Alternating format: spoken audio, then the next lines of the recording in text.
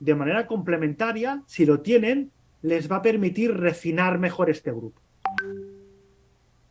Un segundo estadiaje son aquellos casos con signos de insuficiencia placentaria severa.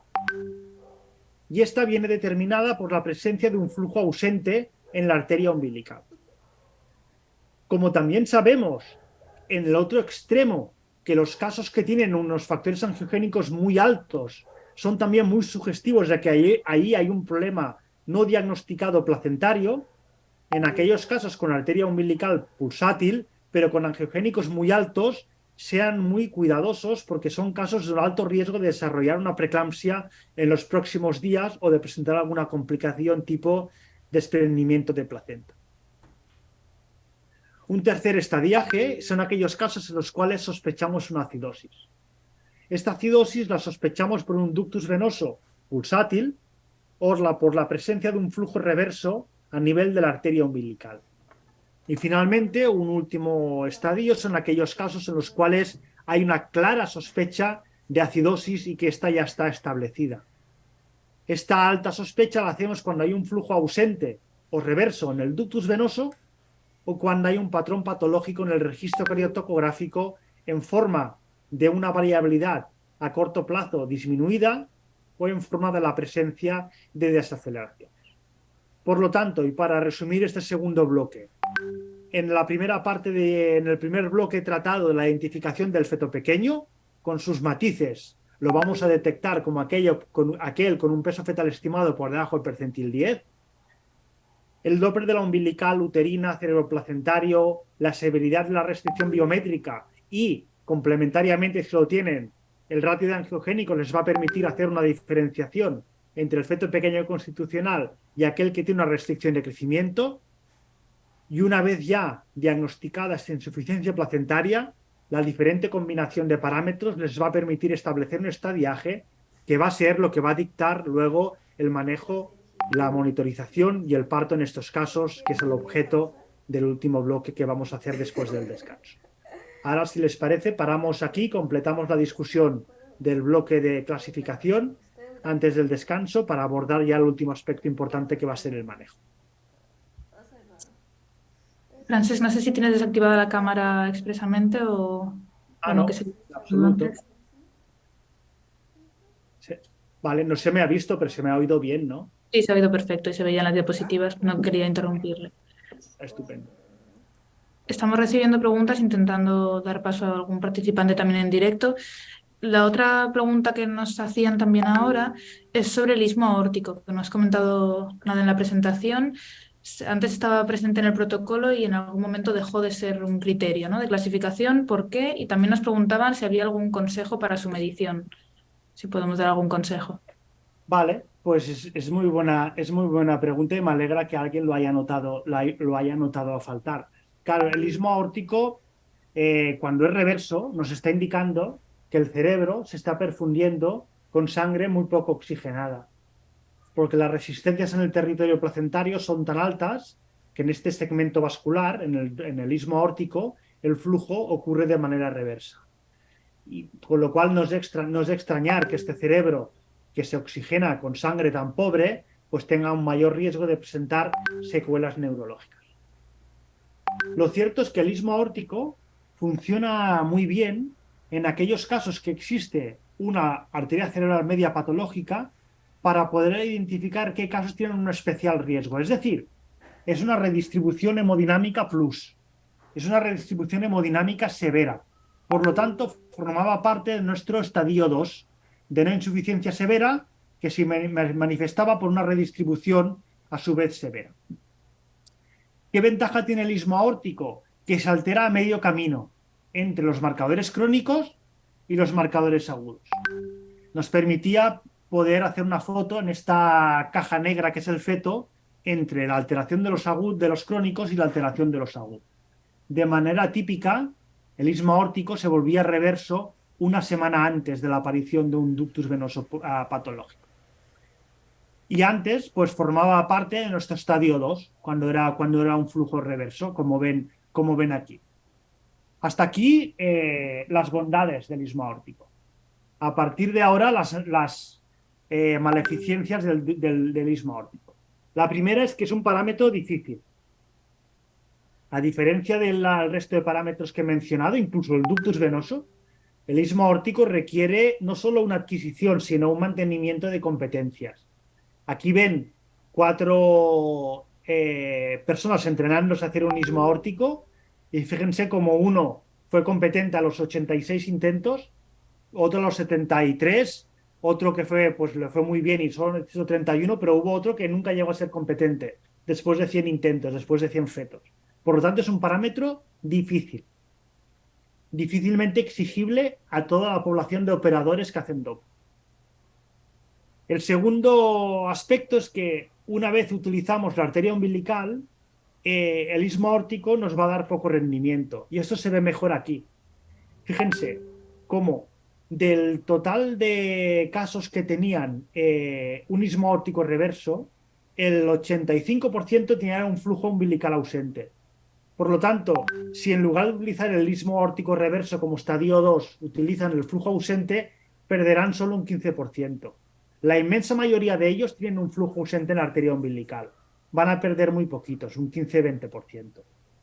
Y por estos motivos, sobre todo por el primero, porque a pesar de que ganas un 15% de detección de formas severas, pierdes la facilidad en cuanto a la evaluación Doppler, decidimos que no estuviera como un criterio de estadio 2. Ahora, para compensarlo, como les comentaba antes y como hablaremos más tarde, tenemos un nuevo vecino en el edificio, que son los factores angiogénicos, que nos pueden ayudar en complementar estos casos de estadio 2.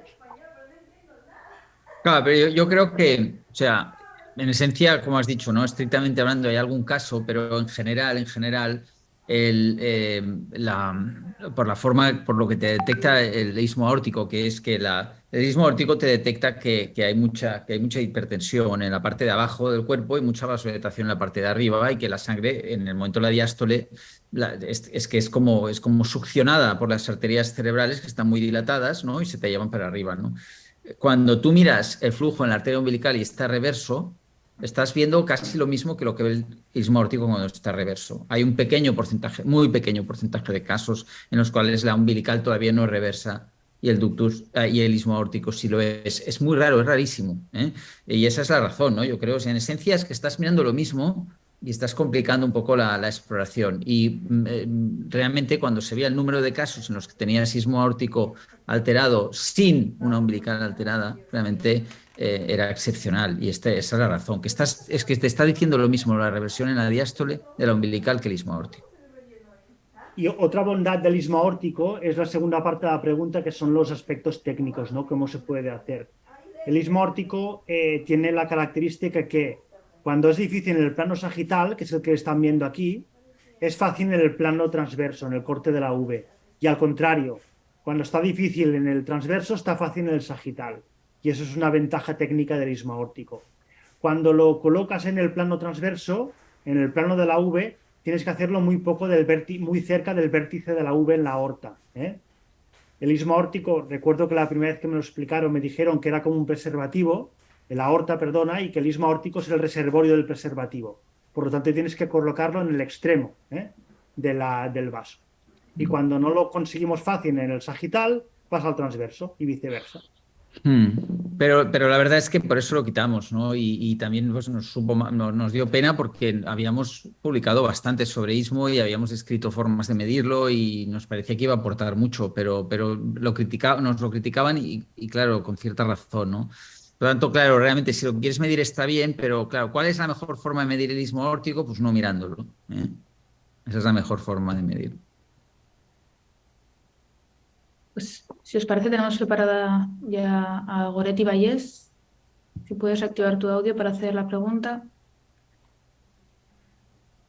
Sí, es Sí, ¿se me Marina de oye? Doppler. Adelante, Ujú. Goretti. Hola, gracias. Mi duda era en referencia a qué implicación clínica tiene cuando el índice de pulsatividad de la cerebral media está por debajo del percentil 5, pero el ratio cerebroplacentario es normal. Y si la implicación es diferente para un feto pequeño o uno adecuado para edad gestacional. Gracias. Pues también es muy buena pregunta. La primera consideración es que es muy infrecuente, porque el ratio es más sensible que es más sensible que la umbilical y más sensible que la cerebral. Por lo tanto, en la mayoría de casos que tengas una arteria cerebral con pulsatilidad baja, vas a tener un ratio patológico.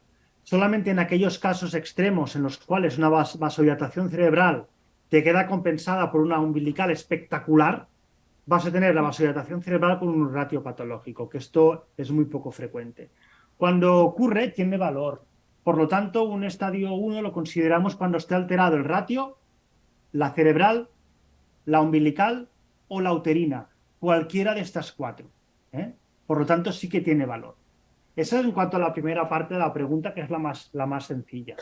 En cuanto a la segunda parte de la pregunta, si tiene el mismo valor en el feto pequeño que en el feto con un tamaño normal, la respuesta es que no. Cuanto más pequeño, más valor tiene.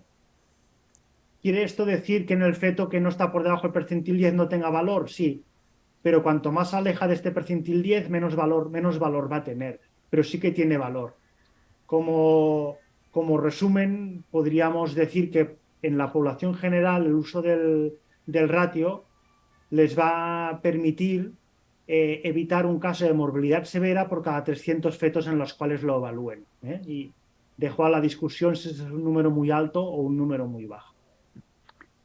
Pero en relación a esta pregunta que nos hace Goretti, yo creo que hay un aspecto también muy relevante, ¿no? Que en parte me ha parecido entender, ¿no? Que si era, es decir, si yo tengo, dejando aparte la discusión del feto peso normal, que es otra que la podemos abrir más tarde, ¿eh?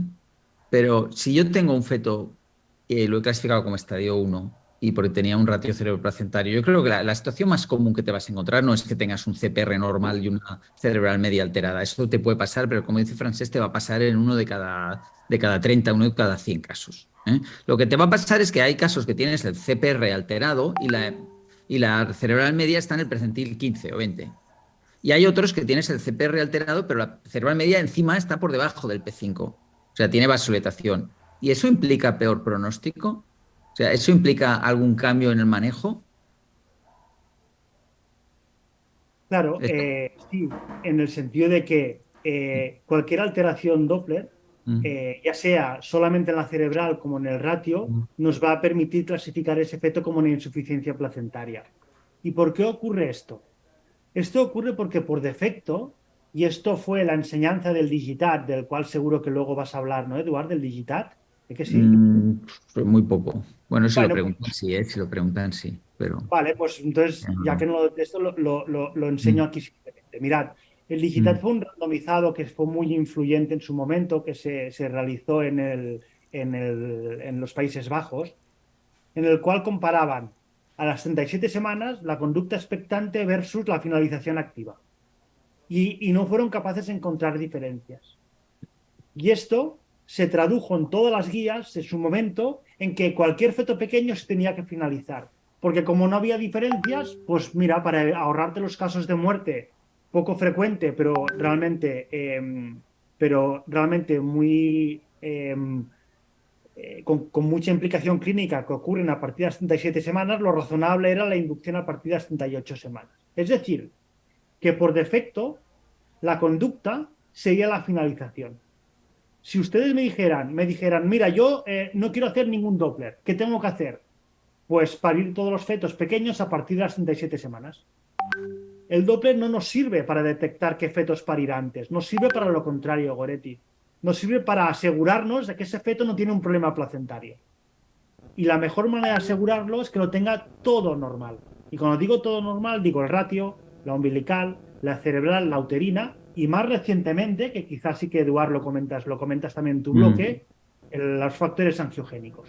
Ello nos va a permitir descartar, hacer un ruling out, que es la principal función que va a tener el Doppler. Por lo tanto, el Doppler cerebral aislado también va a tener valor. Pero si realmente, una vez tú ya lo has clasificado como retraso de crecimiento, ¿no? El Doppler de la cerebral media, además del CPR, del ratio cerebroplacentario, el Doppler está alterado, probablemente te está indicando un grado un poquito más avanzado de hipoxia y posiblemente eso te condicione, lo que va a enseñar Francesca en su diapositiva, te condicione más riesgo de que esa paciente no tolere el parto. Entonces, Sí, tú cuando te planteas un parto, un parto son dos factores, ¿no? Un parto es cruzar una piscina, aguantando la respiración. Y depende de lo larga que sea la piscina, o sea, de lo largo que preveas el parto y de lo en forma que esté el nadador, ¿no? Entonces, lo en forma que está el nadador te lo dice el ratio cerebroplacentario y la MCA, o sea, la cerebral media. Si la cerebral media está todavía más baja, o sea, está ya en el percentil más bajo, posiblemente la hipoxia es más importante. O sea, que ya mal porque estamos empezando con un nadador en baja forma, ¿no? Entonces, mírate cómo de larga es la piscina porque como sea normal o un poco larga, vamos mal, ¿no? Y eso es en esencia lo que es mirar el radio cerebroplacentario y la cerebral media en combinación. Si solo es el radio cerebroplacentario no tan mal, si es encima es la cerebral media un poquito peor y cómo estamos de cómo se nos presenta este parto, ¿no? Y esto es lo que Frances va a enseñar, que es lo que hemos analizado de diferentes formas. sí, claro, cuando el pronóstico del parto Goretti es fácil, tiene poca importancia, porque funciona muy bien y por lo tanto el riesgo de tener una cesárea urgente, por ejemplo, es muy bajo. Pero si no es el caso, nos va a marcar la diferencia. Claro, tú puedes pensar, ¿y para qué quiero yo saber? ¿Voy a indicar una cesárea aunque el riesgo de cesárea emergente sea de un 40%? Probablemente en tu medio no, pero en otros medios sí. Si trabajas en una maternidad donde hacer una cesárea urgente implica tener que movilizar a un anestesista que no lo tienes en sala de partos y que un neonatólogo que tiene que venir de su casa y trasladar a la paciente a otra planta donde está el quirófano, hombre, probablemente con un bishop malo y una vasodilatación cerebral, pues es razonable no meterse en un parto vaginal. En el resto de casos es razonable intentar un parto vaginal y hacer la cesárea de rescate. O sea, el resumen es que no te condiciona el momento de finalizar, las de finalizar a las 37, a partir de las 37, pero sí que cuidado con la vía del parto. ¿Mm? Y esto me lleva, es una pregunta derivada, es el método de inducción, ¿Qué decía que yo? ¿Por qué es una tiene mi mamá diapositiva que me acabo de quequitos y no encontrar ahora, mita? pero que me ha hecho caer que es un aspecto importante. En los casos de insuficiencia placentaria, el parto es una prueba de estrés. Bueno, lo es en todos los casos, ¿eh? Pero si tienes una reserva placentaria disminuida, solamente te faltan una hiperestimulación con una polisistolia, por ejemplo. Por lo tanto, los métodos mecánicos, comparado con las prostaglandinas, presentan una mejor tolerancia clínica. Y como ves aquí, estos métodos mecánicos en los fetos pequeños se asocian con una mejor tasa de parto vaginal y con una menor incidencia de cesárea urgente por un registro patológico. Bueno, te hemos hecho una multirespuesta. Gracias. Gracias, Goretti, por la pregunta. Teníamos también preparada a Rosario Durón para seguir con la misma línea del tema del ratio cerebroplacentario. Rosario, si quieres.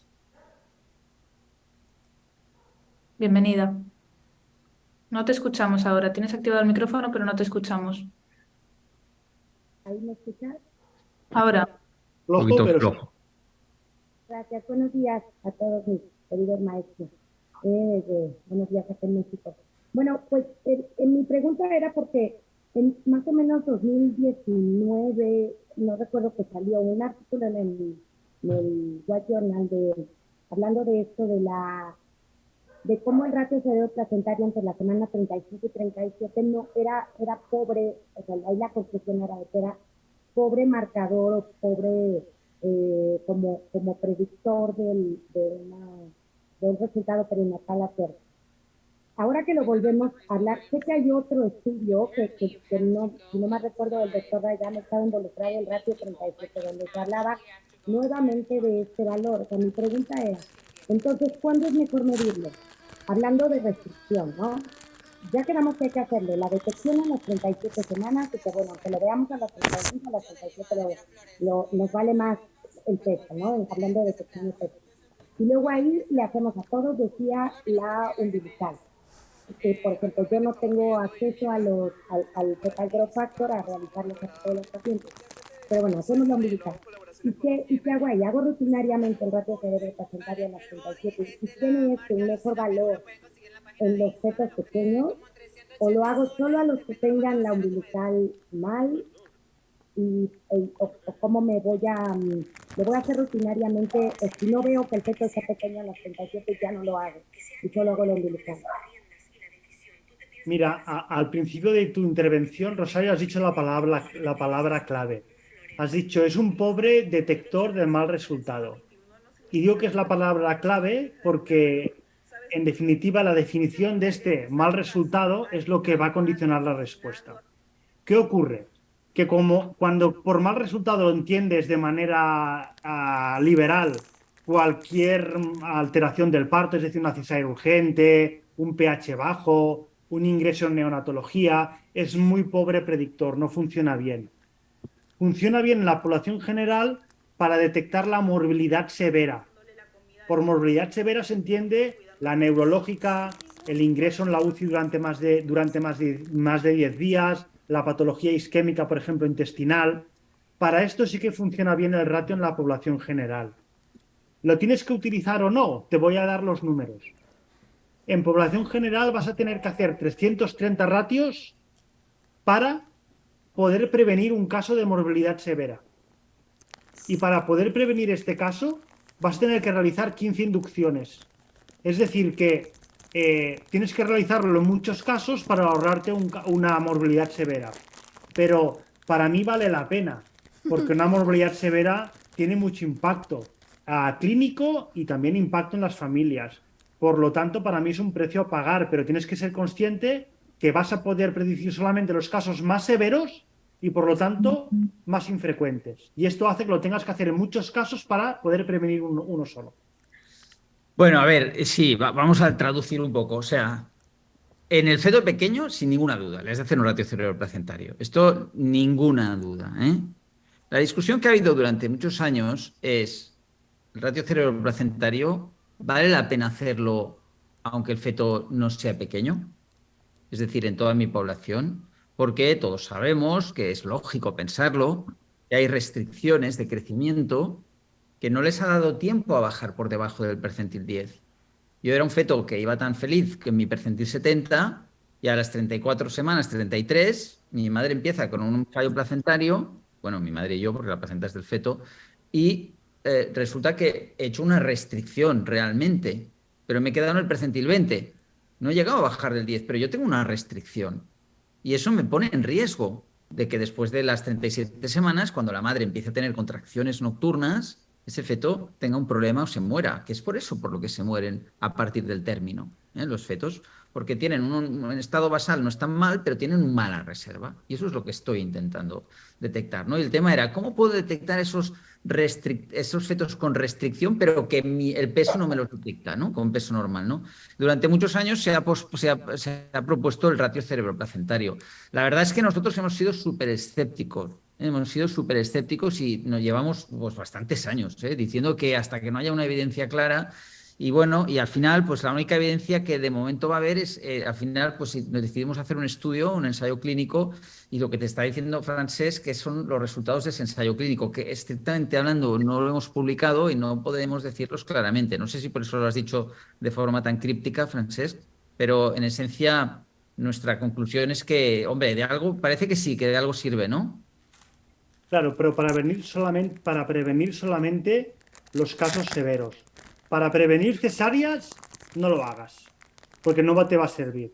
Hazla para prevenir realmente los casos de morbilidad neonatal severa. Y para estos tienes que hacer 300 para evitar uno. Bueno, pero otra forma de mirarlo es que reduces entre un 15%, ¿no? Reduces un 15 o un 20% la morbilidad severa, ¿no? Haciendo el ratio en población general. En población general, ¿eh? En población general. O sea, realmente nos ha salido lo que no esperábamos, ¿eh? Y bueno, es algo que estamos en curso de publicar y probablemente lo incluiremos en las recomendaciones. Lo complicado será cómo integrar eso en una guía de retraso de crecimiento, cuando el estándar hasta ahora ha sido que el feto sea pequeño, ¿no? O sea que, pero si tú le haces ratio cerebroplacentario a toda tu población, depende de dónde marques el percentil, pero te va a salir un 5 o un 10% de positivos, depende del percentil que uses. Nosotros lo marcamos en ¿cuánto? En 5. En el percentil 5. Pues nosotros lo marcamos en el 5%, detectándolo en toda nuestra población. A ese 5% le hicimos una inducción a las 37 semanas, comparando con los que no les hacíamos nada, les bajamos la morbilidad neonatal severa en un 10-15%. O sea que parece ser que sí que tiene un impacto, ¿eh? Pero eso Charo, no lo estamos recomendando todavía porque no lo hemos publicado. Charo, ¿cuántas ecografías del tercer trimestre haces al año, Charo? No te Estamos oímos. ahora. No. No se te escucha, ¿eh? No, tienes activado el micrófono, pero no pasa como al inicio. No se te ¿Está oye. mejor? Ahora, Sí, Ahora mismo. vale, ¿Cuántas prueba. ecografías haces de tercer trimestre? Pues calculo unas, no sé, 300 o 300. 70. Pues esto quiere decir que si lo haces en todos tus casos, cada año vas a evitar una Uno. morbilidad severa. Uno, claro. Correcto. Y Y vas a muchos hacer, no son- vas a muchos hacer no cada son año, suficientes. vas a hacer cada año 20 inducciones de más. Ok, entonces la recomendación en resumen sería también reservarlo a aquellos de bajo peso extremo, estos del percentil 5. Bueno, el de bajo No. peso seguro, Rosario. Estamos hablando Y el de bajo de seguro, bebés pero hablamos con de un los de peso por todos. encima del 10. Si te lo hago a todos, Sí, detectaré uno. nos hemos pasado de complicación. O sea, vamos a ver, en todos los pequeños, por supuesto hay que hacer el ratio cerebro sin ninguna duda. Y lo que vamos a publicar este año es que si lo haces en población general, realmente te va a reducir un poco la morbilidad neonatal. Por tanto, todos los que ya lo estáis haciendo, porque hay mucha gente que lo mira, ¿eh? Hay mucha gente que dice, mire, a mí me parece muy bien la ciencia, pero oiga, yo solo miro a todos mis pacientes y entonces cuando se la miro, pues claro, me acorto la vida mía porque me estreso, porque ahora no sé qué hacer, ¿eh? Y a la paciente no sé qué decirle, ¿no? Bueno, pues a partir de ahora sí que sabrás qué decirle, porque le podrás decir, mire, está demostrado que si hacemos esto, pues probablemente mejoramos un poquito la morbilidad, ¿eh? Ahora, como dice Francesc, no es una reducción tan bestia como para si eres un súper escéptico del ratio, pues que lo empieces a hacer. Pero realmente parece ser que sí, que hacerlo en población con peso por encima del percentil 10 te reduce la morbilidad.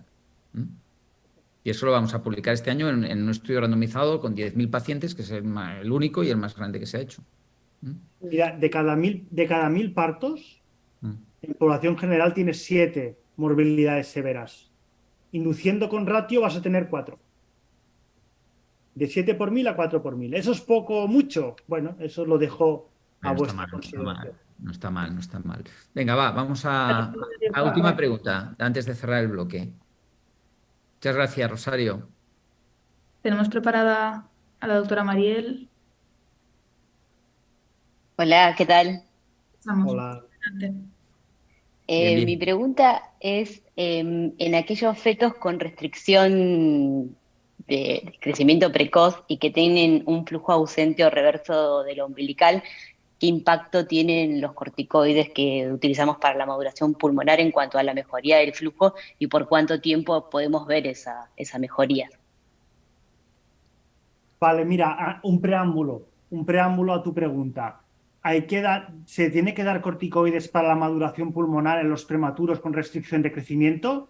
Ahora hay poca duda y poca gente diría que no, pero durante muchos años se estuvo dudando, porque se decía que ya eran fetos estresados y por lo tanto tenían la maduración pulmonar acelerada. Hoy en día sabemos que en el feto con restricción de crecimiento los beneficios de los corticoides son iguales que en el resto de prematuros. Por lo tanto, no hay duda si tiene que dar corticoides para la maduración pulmonar. Fíjate que reduce la mortalidad en la mortalidad y la morbilidad, tanto en los pequeños como en los que son severamente muy pequeños. ¿Qué derivada tiene? La que tú preguntas. Nos va a afectar el Doppler. En el 50% de los flujos reversos, este flujo reverso se va a volver ausente. Y en el 50% de los ausentes, este flujo ausente se va a volver positivo. Y este efecto dura más o menos 3-4 días. No es ninguna curación, con lo cual no se tiene que cambiar ninguna indicación por esta mejoría.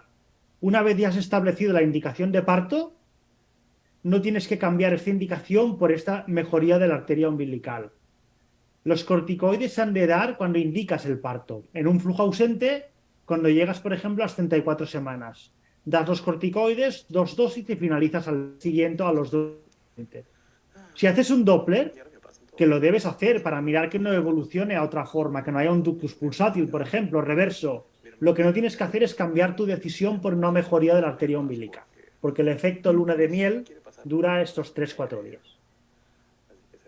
Y lo mismo Bien. ocurre con el sulfato de magnesio, ¿eh? El sulfato de magnesio se ha de dar en las mismas indicaciones que en el resto de prematuros.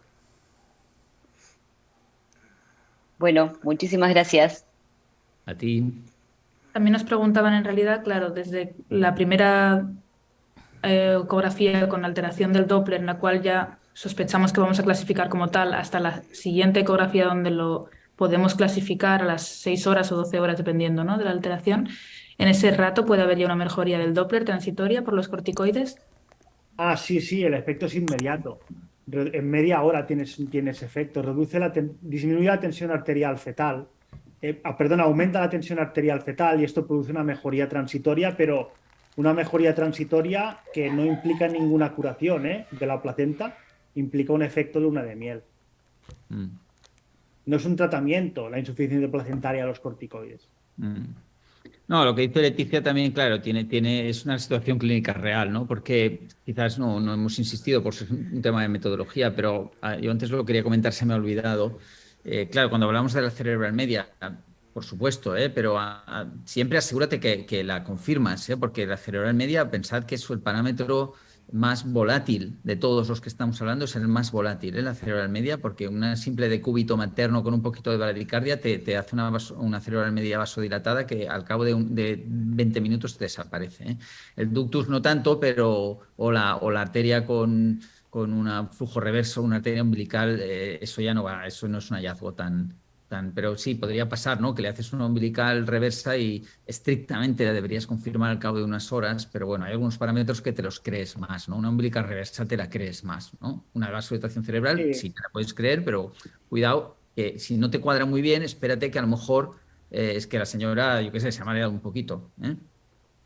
Pero esto me permite concluir con un aspecto también importante y es la enseñanza del GRID, ¿no? De este ensayo clínico, donde demostró cómo la conducta expectante, es decir, la no finalización inmediata, corriendo a quirófano a hacer la cesárea, no aumenta la mortalidad y mejora la morbilidad neurológica. Es decir, pocas veces tenemos que correr a quirófano. La única excepción a esto sería un registro con desaceleraciones. En el resto de casos, te permite esperar las 4 horas de impregnación de sulfato de magnesio para poder volver a comprobar el flujo y no se tienen que tomar decisiones precipitadas en la gran mayoría de casos porque te va a cambiar muy poco. Un feto que está a 7,05 a las 6 horas de pH lo vas a tener en 7,04, 7,03. No va a ser un cambio relevante. En cambio, los efectos del sulfato de magnesio y los corticoides sí que son relevantes. Esperamos a ver. Estupendo. Yo creo que con esta pregunta o hay alguna más, Leti. Yo creo que podemos parar aquí, hacemos Podemos parar. el descanso y retomamos con el último bloque, si os parece. Estupendo. Ahora son y 49, quedamos en punto. ¿De acuerdo? Sí. Para volver a empezar. Muy bien. Una última cosa, recordaros que habrá la grabación en diferido, que recibiréis el link por mail. Hemos tenido más de 2.200 participantes ahora en directo y hay más de 2.000 inscritos más apuntados que no han podido conectar en directo.